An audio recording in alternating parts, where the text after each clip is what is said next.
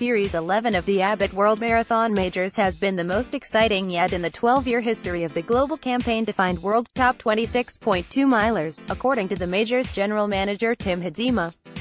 With one race left in the 12-month, 8-race contest that ends at the 38th Virgin Money London Marathon on Sunday, 5 athletes remain in contention for the elite women's crown, while no fewer than 6 men could still pocket the $250,000 winner's prize. Two-time champions and race favorites Eliud Kipchoge and Mary Keitany are in pole position to complete their Majors triple crowns as they bid to win their third and fourth London Marathon titles respectively. But both face formidable opponents who will also have their eyes on the $250,000 award. Kipchoge, who won the Berlin Marathon in September, faces last year's London winner Daniel Wanjiera and runner-up Kenenisa Bekele, plus Abel Karui, who was second in Chicago last October, and Guy Adola, who completed a remarkable debut when second behind him in Berlin.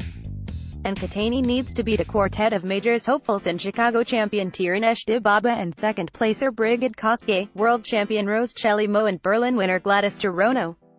With only 21 points separating the top 8 in the men's standings and only 16 between first and 8th in the women's, there is everything to race for. "It is fun when everything comes down to the last race," said Hadzima. "It's good for the runners, good for spectators and good for the sport."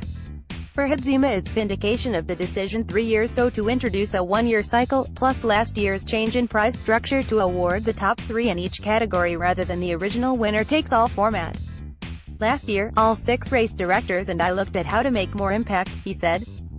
"The decision to go 3 deep in prize structure was a big part of that, and means more athletes have an interest right to the end. Our aim is to crown the best marathoner in the world over our series and through that to inspire people to see what's best in our sport from the first finisher to the last.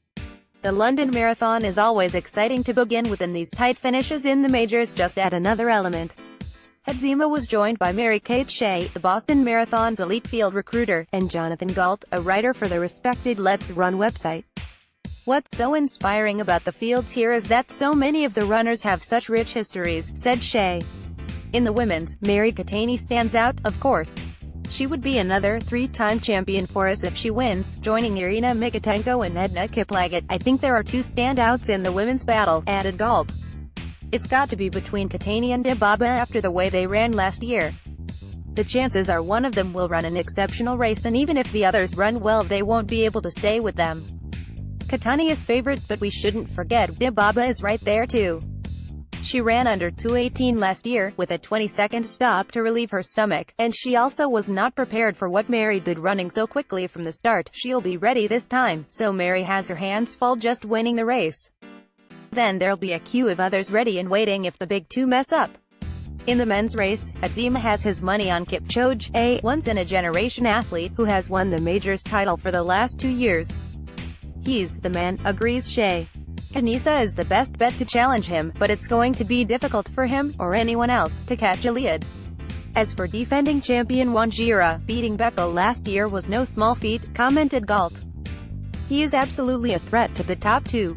But what's great about the London fields is that there is always a tier below the big 2 or 3 who could easily break out and come through. It's going to be a fantastic race to